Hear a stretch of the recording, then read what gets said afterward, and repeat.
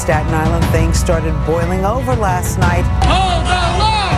Hold the line! A standoff, anti-vaccine mandate protesters against sanitation department trucks. Showing this large group against the city's vaccine mandate, blocking garbage trucks from entering the hub.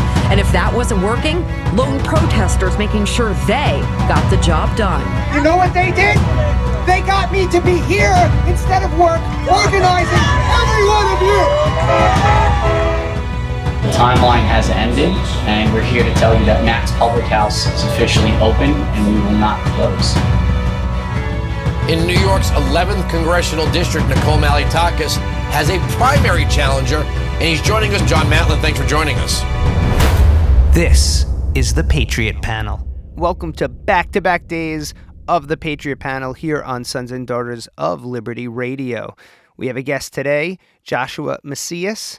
Following his honorable discharge from the Navy in 2002, Joshua had the same experience as many veterans. He was a hardworking veteran with a strong resume, but no job. Now, as an expert in business systems, IT, and housing, Joshua founded End 27, a collaborative nonprofit program which you could actually donate to on his website. I'll tell you that in a second. Veterans for America First, a 501c4 grassroots advocacy network, and Net Zero for Heroes, a for-profit housing development company. With over 4 generations of family involved in real estate, Joshua is an experienced and creative housing crisis problem solver. In addition to 20 years of grassroots faith-based and nonprofit service, Joshua is well accomplished in biomedical engineering, IT, and technology solutions. He currently owns and manages numerous properties in Hampton Roads, and he uses them to assist military, veterans, and families in need. As a father of 3 young boys, Joshua believes in modeling philanthropy and has devoted his time to creating housing solutions across Hampton Roads. He hopes to set an example for both his sons and others in the community by establishing a legacy of housing assistance. Joshua spends most of his time speaking to the House of Representatives, senators, and the like about veteran crisis solutions. It was while answering a need in front of him that Joshua met then-candidate Trump, and together they poised to be groundbreaking change agents in D.C., starting with service to our national treasure, the U.S. veteran. It was as the role of veteran advisor that Joshua was able to see the beginning of his vision take root by helping to create Executive Order Prevents, signed by POTUS 45 in 2019.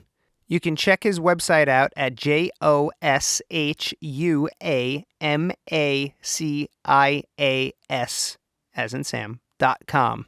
Again, JOSHUAMACIAS.com. Now, without any further wait, let's start the show. So welcome to the program, Josh Macias. How are you today, brother? Doing great, bro. Doing great. Out here in the land of the free because of the brave. That's it. That is 100% true, and I wish we treated our brave better. So let's touch on that real quick. You've been working on, helping veterans reacclimate when they get back, helping drive down things like suicide. It's a very awful path that veterans have when they come home. Some say they're very much so forgotten. What do you have to say about that? Do you feel like this country has not been making an effort to, help them re-implement into a civilian role in society? Most definitely, mate. We get this military-industrial complex that we are part of, tied to the government media complex, is just constantly throwing our country into wars and to care less about the ramifications to both our country and society as a whole. Yeah, speaking of wars, Josh, there was just news that came out not too long ago that I'm seeing. I haven't really read much up on it. Maybe you've heard, but apparently one of our drones collided with a Russian aircraft over international waters. So we're watching this very hot situation starting to simmer even more. Is there any input that you have about this situation we find ourselves in with the Ukraine and Russia, and how China's lining up now with Russia and Iran? There's a lot going on. Oh, it's a total axis of evil, mate. Yeah, and for sure, it's ripe for a deal to be had. if those who are adults would take the reins. And right now, as I stated, the military industrial complex is all about getting rid of the old equipment and getting the billions of dollars to be able to buy the new equipment, right? So what we're seeing is a pilfering of our pocketbooks and of the coffers of America and putting into the elites and those who are constantly wanting to warhawk our service members into harm's way. And yes, we have a battlefront on multiple fronts. We have a U.S. invasion of the CCP influence. Others, as President Trump POTUS 45 had stated, that it's this Marxist state of mind, right? That they just keep filling into. Yep. And that's what we have now. And because of that, with a community that is no longer one of mass or it's hyper elite and the volunteer service, which is our current military structure, we're putting a lot more load onto fewer people. So they're way spread thin. You have a DoD that's been gutted over the past 20 years, especially the past 20 years. I mean, you can go back and saying 50 years, but especially during the fight against Wahhabism the past 40 years, there was a shift that occurred during my time in service back in '96. We saw that under Clinton, and the erosion of the very foundation of our mighty strength of fortress of protection of America that can handle 3 war fronts at the given time. Yeah. I don't with this, then it's a constant tear at America to see the U.S. dollar and this hyper country that we're in, this beyond superpower, hyperpower country that our country represents and has represented for so long. That China doesn't want that. They want to be at the top, right? And I don't know when people will start waking up that there is evil out there, and I'm not so much afraid at those at the outside the gate. It's the evil that's within that'll open the door for the enemy without. Yeah, and what we're seeing is even when it came to like vaccine mandates and things of that nature, we watched, our military start getting rid of perfectly fine decorated soldiers. And to think we're doing that while we're going into this hot situation with all of these different nations. And like you said, we don't really have adults at the helm right now.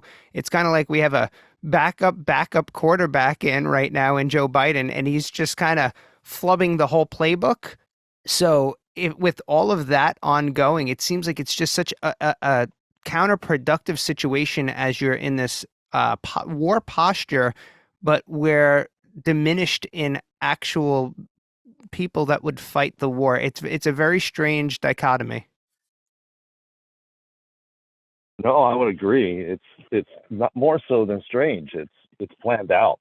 When you look through the lenses that everything is being set forth in order to destroy the very core of America, the very fabric, the very cornerstone, the very essence of what makes America great, right? When you put on those lenses and you say every action that the opposing, the current, as I would say, resident in the chair is doing, it makes sense, because everything that is being enacted right now is to destroy the strength and sovereignty of America. How in the world can you have a spy plane cross the United States and get thrown into the sea of South Carolina under anyone's watch, commander-in-chief? That is the very role of the commander-in-chief, is to protect its citizens, not to allow its secrets and who knows what to continue throughout and be taken away from. This is a sheer dichotomy of what really needs to be done right now. Yeah, and I'm wondering Josh, when we're going to see the adults take over. Josh, the craziest part about that whole balloon thing is that we're like, oh, well, we'll let it get to the coast where we can successfully shoot it down, as if it wasn't transmitting, like as if this thing couldn't communicate until it landed back at headquarters. It's 2023. If they were flying over nuclear missile silos, the imagery was already broadcasted back to China.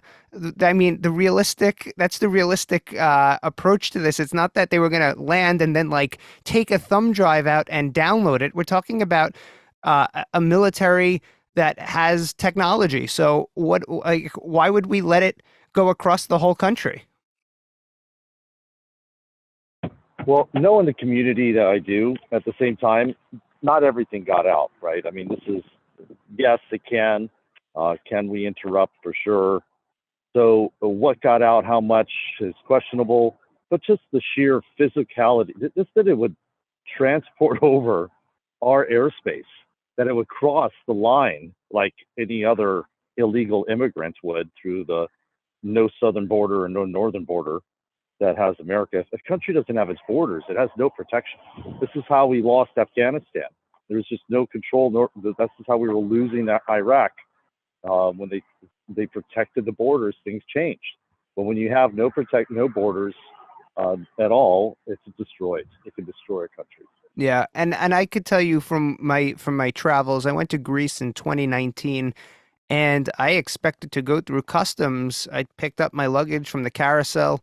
No one got to steal it from the Biden administration, so that was a plus. But I get to I get to walk out, and I'm like, where's customs? And there's a little sign that says, if you have anything to declare, feel free to come to customs. And I'm like, there's no border here. You just land and you're free to do whatever. That's pretty crazy to me. Yeah, it's disgusting. I mean, it's just horrible how our country is being pilfered and how we're allowing illegals before veterans. They have no problem right now getting an apartment complex and writing a check for DHS to house illegals and refugees, but they won't give HUD-VASH to veterans who need it, which is Section 8 for veterans. It's just disgusting. And this is where things are upside down. But when we realize that the enemy that is outside the gate, that's infiltrating inside our walls, wants to see the destruction of the DOD, wants to see the destruction of the veteran, which is the core of America, and is doing everything it can in order to tear it apart, it makes total sense. Why would the enemy of our country want to see our community flourish? Yeah. They I mean, don't. there's no way that they would ever want that. They don't. I mean, this is very it's a very serious issue when we talk about how people can ruin things from within. And I'm going to veer this conversation to January 6th here, because what we're seeing right now at how bad hyper partisan politics have become, that they've separated the U.S. citizen from the U.S. flag, from the United States of America, and they've put everyone into identity politics subgroups by race, politics, by gender, sexuality, no matter what. Everyone's got their own flag, everyone's got their own team. And this brings us back. It just takes you out of society and brings you back to a point where everybody has their own group, their own flag. It's almost like if you're playing in the NHL, I want the New York Rangers to win. That's my team. That's my team jersey. So I'm under that banner. They've managed to do this.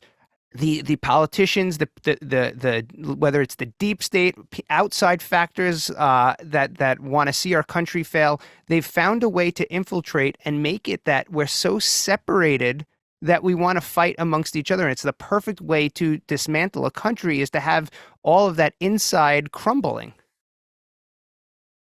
Well, it's right out of the Marxist playbook, brother. That's why, the Communist Manifesto. It's all being played out, and it's all available for anyone to read in black and white. And this is the place that has been under for 50 years. This has been their plan, right? These red diaper doper babies, as it was always called. Those are the ones that are making all the decisions right now, that are pushing the Marxist agenda, right? This is why you have those in, if you would say, flag position of the alphabet soup of intelligence agencies, all just having this Marxist state of mind. They have given over to communism and Marxism. They want to see America as if a new utopia of Stalinites. They think, yes, communism never worked before because they don't have what we have now. No, it's never worked. Mao, look at Mao, the millions that were killed under Mao. It's never worked. They've tried every way. Russia, it's never worked. No, we're going to do a partnership with capitalism, but we're going to destroy capitalism. It makes no sense. It When it doesn't comes make to logic, it doesn't make any how it's going sense. to work. And it's an indoctrination camp. A lot of these colleges now. I know people that were instructed to read the Communist Manifesto in college, and the teachers would praise it. And you're paying endless amounts of education. Then you want your education to be paid for, just forgiven.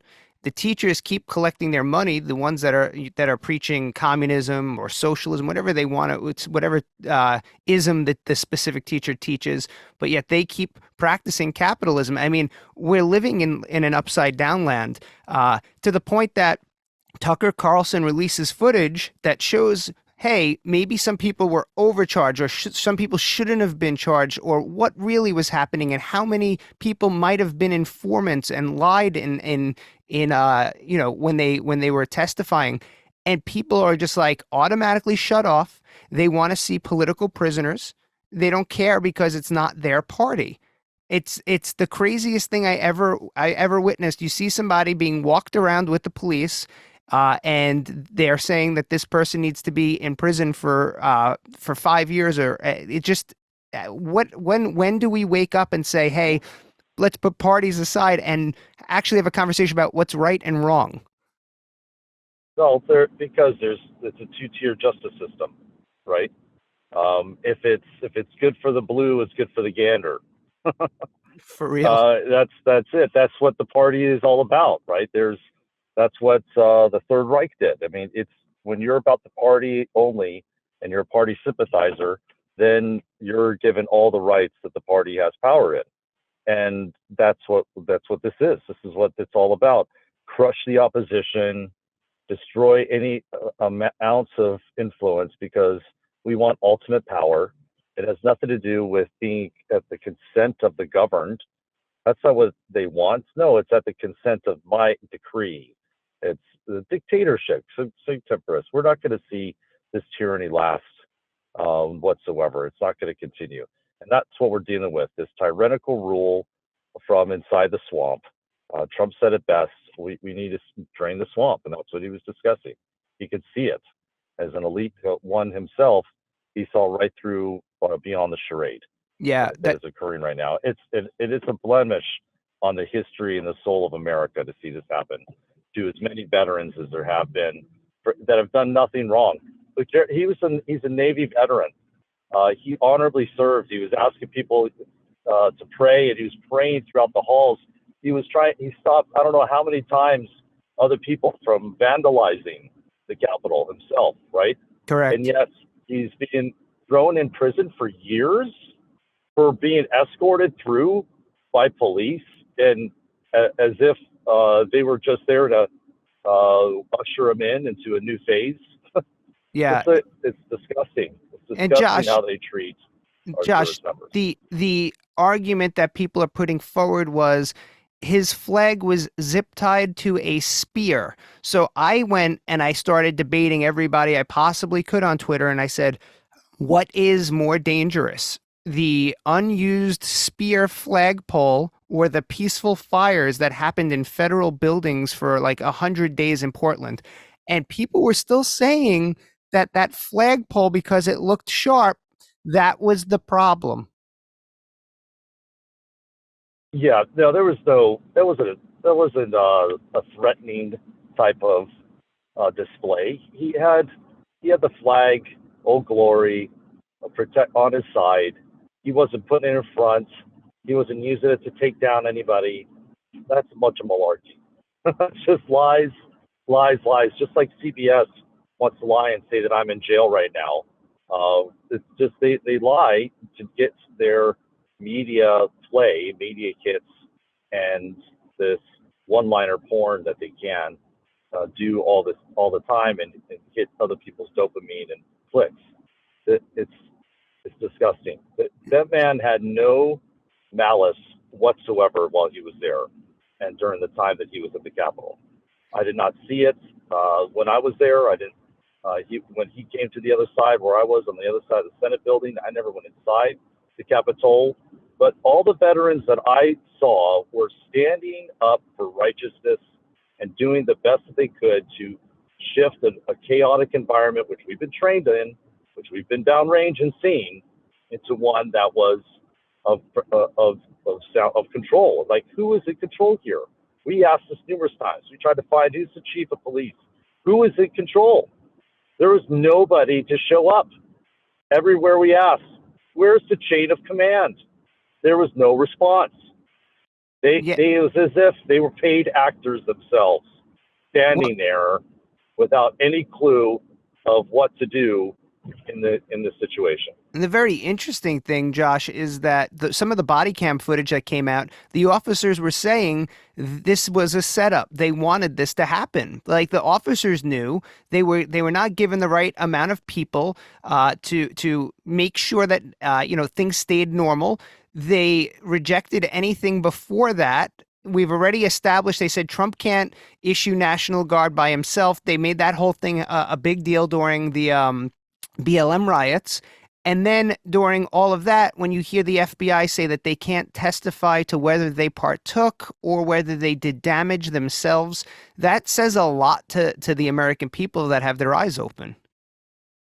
It should. It should open up other eyes as well to say, wait a minute, what really is going on here? It's just just scratch the veneer, and it makes total sense. Every other event I've ever been to in D.C. over the 20 years that I've fought inside of veteran activism in the space, or pro-life events, there is always a very strong police presence. Every inauguration I've been to, I've been an independent majority of my life and worked with Democrats, Gary McCullough, governors. It didn't matter to me. I worked with whomever was there that cared about helping our veterans and serve, and there's always a strong support there. Yeah, and in 2017, during the Trump inauguration, there was riots all over the streets in D.C., and people don't want to talk about that. They also don't want to talk about January 6th, 2017, when... Right. I saw it, man. I saw the limos on fire. I was there. Yeah.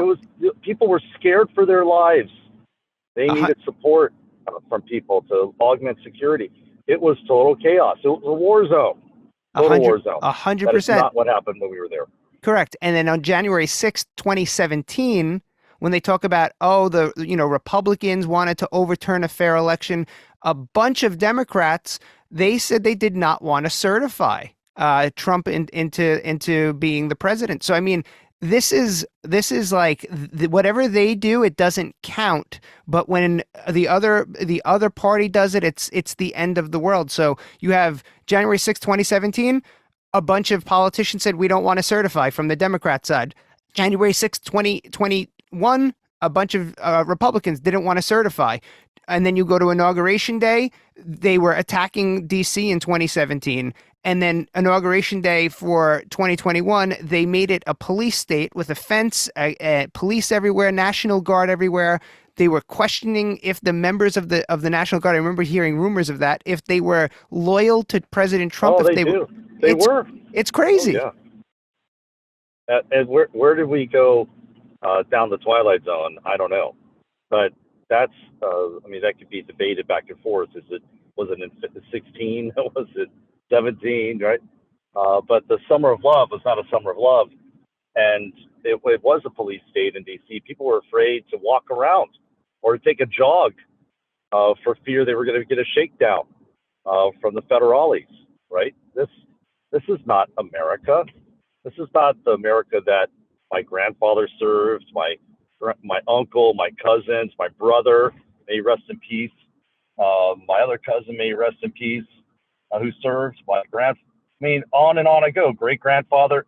They did not serve for a police state to be in effect in the metropolitan areas and our state capitals and our federal and Washington D.C. This is not the land of the free anymore underneath this tyranny. And then they go under. This all started, of course, as we know, throughout the pandemic situation and the shots and everything else, to usher in this dystopian plan. right? It was all war games. We already knew how things were going to play. Yep. I mean, they held their events where they talked about exactly what they would do when they were given the opportunity and when they were ready to do it, and we lived it. And sometimes the best way to say, is this normal? Is this true? Is to listen to the voices of the people that are in charge, that are doing this, that are inflicting this among their people. They've already laid out their plan. And I guess that's plausible deniability. They've never lied. They've literally told us every step before they did it. And they're still doing that things like with the World Economic Forum, where you try to say, are we a sovereign nation, or what's the plan here? But I mean, like you said, we're going to live through this and we're going to figure it out. And hopefully this tyranny doesn't have a long shelf life. But another thing about January 6th, Speaker McCarthy has said that he would turn over the footage to any network that would cover it fairly. And what are the guidelines of fairness, and will anyone even take them up on that offer, because they don't want it to go against their own narrative? So I don't feel like anybody's touching that. No, you're right. It takes patriots and those who want to see the truth get out, like yourself, that are going to really expose the lies and the deceit behind all of this, and the intimidation factors against speakers like myself on a stage which we had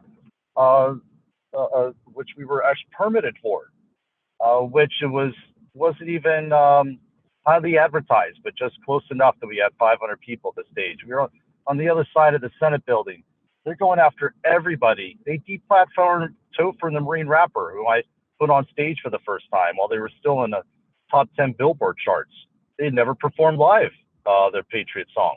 I gave them the chance to do so. It was excellent. It went off great. Everyone was excited, and yet they deplatformed them because they were on our stage. This is disgusting. This land of cancel culture that's occurring again is not America. It's un-American.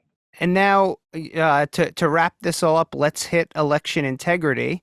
How do we even start? I mean, this is something, having ran for Congress myself, I know these voter rolls are out of control, because I'm going to flash back to when I was 17. I was a paper boy here on Staten Island, and the woman that I would collect money from for her paper route had passed away. She was about 95 or something along those lines.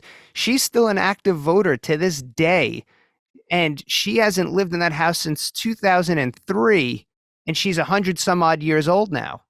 Still active Republican. And they're using her vote all the time. I mean, at this rate, right? Who the hell knows? But the fact that you're saying that she can go vote, at some point there's got to be, Josh, there's got to be some stopgap where it's like, all right, you haven't voted in 12 years. You have to re-register. You're automatically kicked off because you either A, moved, B, dropped dead. There's got to be something. Well, that's because you're thinking in line of integrity. They do not want to. There's no integrity right now in our election system, and we've seen that being proven out over and over and over again.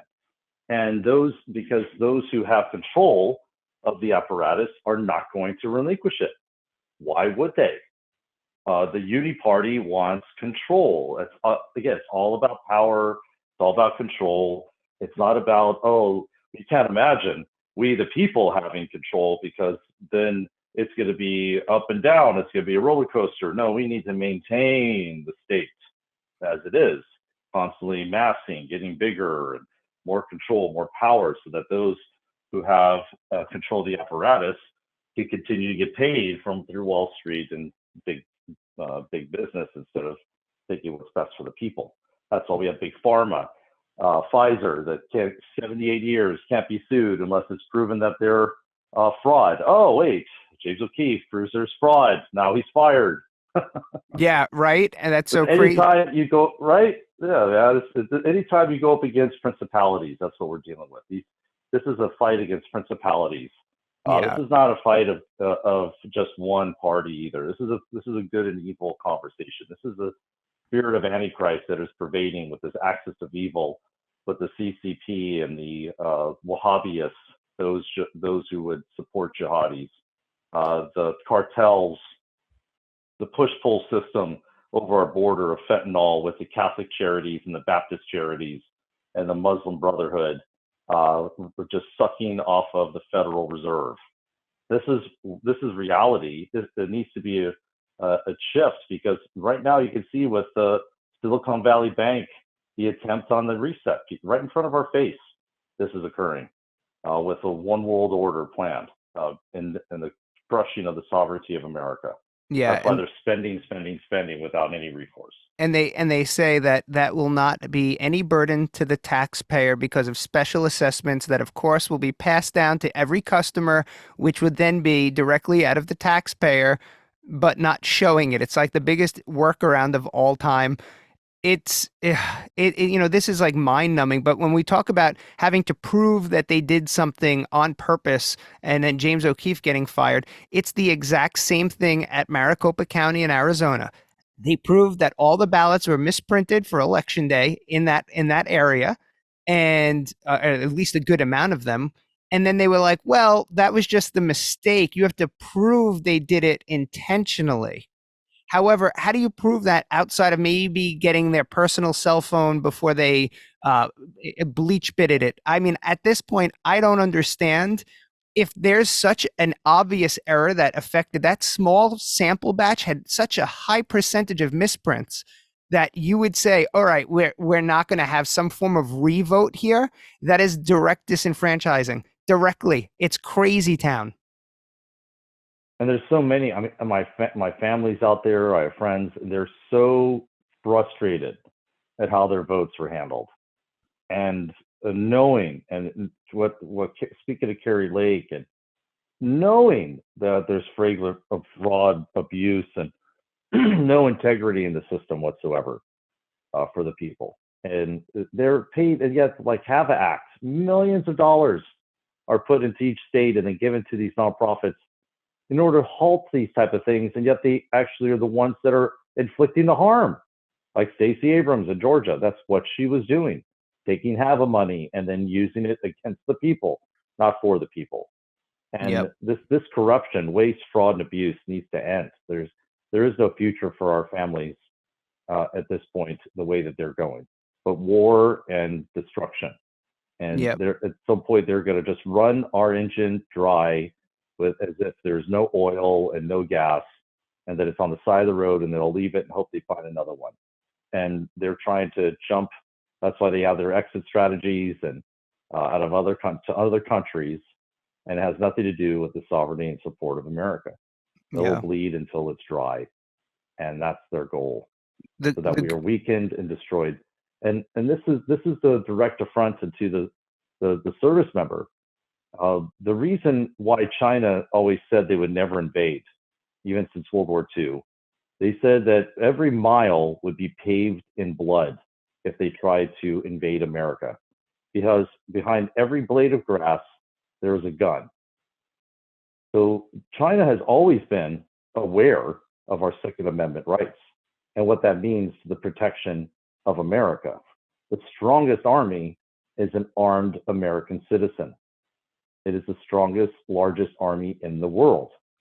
Now, within that understanding, you then have the strongest trained, now they say crucible trained, service member over fighting Wahhabism for the past 40 years. And of the 20 million that's left of our veteran population, 14 million are combat capable. That to them, it's just another pair of boots. Like me, we could pick up an M4 tomorrow and go to town, and it's just like, because it's training and it's muscle memory, and do what is needed to be done. And then that is what our community represents. That is what our community of Veterans for America First, of that, there's 1 million veterans across America that would consider themselves a part of our community. And it is that combat community, like TIG in Denver, of Benghazi, were the 6 fighting veterans that kept back hundreds of jihadis. Just 6, mind you. Not 1 million of them, but this is what the enemy knows. They know all too well the capability of the combat veteran, and we are entrenched. This is our backyard.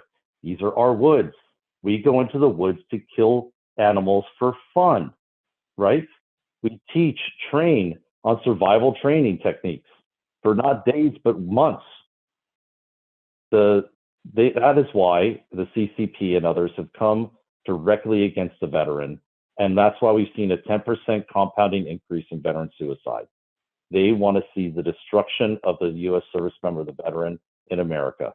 We need to shift we shifted from sympathy to empathy. And that's what N22 awareness got us. With N27, we need to get people on board and realizing that it's not just empathy, but it's a matter of national security that we save the veteran's life. Yep. There's that. There's the Second Amendment that's always under attack. So we have to be diligent. If that falls, that thing, that's the plan to disarm. But I mean, I don't think that the United States is the United States without 2A at this point. So there can't really that is not even like a debatable conversation to me. And when people try to say it's a necessity and they try to do the trickle disarm, first it's this type of gun, and then anything that they could add assault to, which enrages me to begin with. But then they'll even say it's an assault pistol, and they've already shifted to that type of rhetoric, and there's a reason, because anything that you add the assault to is what they're coming for next. Well, thank God for Clarence Thomas and for justices that understand in his quote that the Second Amendment is not second to the First Amendment. It is equally necessary. And this is so thankfully we have a Supreme Court that is just over the past 6 months passed major pro 2A conversation through their bench. And that leads to the things that I'm fighting in freejosh.us and standing up for our Second Amendment rights, standing up for our First Amendment rights. They came at me with a Second Amendment Second Amendment attack when clearly the district attorney paid by Soros, who's actually an attorney of Soros's, had stated months before, Trump, send in your Proud Boys, send in your unregistered poll watchers, and I got something for them. So I'm not a Proud Boy. It wasn't about that, but I was there at the call and request of the GOP and others to volunteer and to help with onboarding of data of the 2020 election to Rudy Giuliani. So I was there as a concerned citizen, someone trained in counterterrorism, counter-narco-terrorism, having been in the thick of it where it was either Yemen or South America, in my own backyard of Philadelphia as a Philadelphia kid. This is backyard. This isn't overseas where I have to be that concerned, but I'm always protecting myself and my family and friends around me, and have always, since I've been in service and able to carry one for 20 years doing so. And I made sure, and I'm not going to get too into it there, but District Attorney Krauser came at it as saying it's as if we stopped the mass shooting, narrowly averted. Such hyperbole to then build it up so that others in CBS and CNN would defame, and run it across the world in order to attack us for our God-given rights to protect ourselves, our family, our property, our friends, and those around us. And because we're not a victim, and I'm not going to stand there and let other people get victimized. Never have, never will. We were trained to go down range and to come back and to protect others all along the way. And during my service, we had no casualties on board our ship. Now, I give that to prayer every night, and that I was grateful to be on the 1MC and pray over my ship and those men, because there was no women at the time, that went in and out, and the work that we did and the boardings that we did when others had casualties. It was just it was a fog of war. This is real. There is an enemy out there, and now they're here. And this is the attack upon our rights, our fundamental rights, our God-given rights. It is what the enemy wants to see, to erode the foundation again of our Constitution and shred it, to take away our ability to live our lives without any concern of instead life, liberty, pursuit of happiness. They don't want to see our pursuit of happiness, our life, or our liberty. A whatsoever in hundred, America. 100%. And I do see a similarity between us, Josh. I read your tagline on the website, and it's an ode of Bruce Lee's from Tao Jeet Kune Do. Be like water, right? So I gravitate to that. And for me, it was Yes. for me it was always initiated by by my response, which was respond like an echo, another one from Jeet Kune Do. And that's exactly what you're Yes. doing. You're pursuing the path for answers and truth. Amen, brother. You're right, and it is part of my motto and also my life living. He was a great teacher. We were sorely lost uh, his ability to teach others, and train. But I infect that into my life. I'm like the reverse Karate Kid because I at 12 years old left California and went to Philadelphia because the opposite. Yeah. But I learned karate in California and then went into the martial arts even more when I went into service and trained with the most elite in that there is, if you will. And because it was for me a training of the mind, of the spirit, of the body, and being an athlete a bit later in my age, instead of going through high school, I was in soccer and track and field, but I didn't really embrace it until I was in service, and then running and swimming and search and rescue community. Wanted to be a part of that. This is a hyper elite world, right? There's no crying in search and rescue swimming, okay, training or other things like, right. So we were pushed to our max, and we were trained to do so, and to constantly push ourselves, and it's that mindset that is a warrior class. It is a warrior spirit, and Bruce Lee definitely embodied that warrior spirit. And if we could test his DNA, I'm sure he has the warrior gene in him that mutate to. That's And it. that happens. That's a real thing. Now that we've had the human genome mapped since 2004, the warrior gene is a mutation, hyper strength, hyper abilities, hypersensitivity. This warrior class, once you are a warrior, you don't go back from becoming one. And for me, it's I want to embody my namesake, Joshua, to be strong and courageous biblically, but also as Caleb said, I'm just as strong to go out as I am to go in as I was 40 years ago.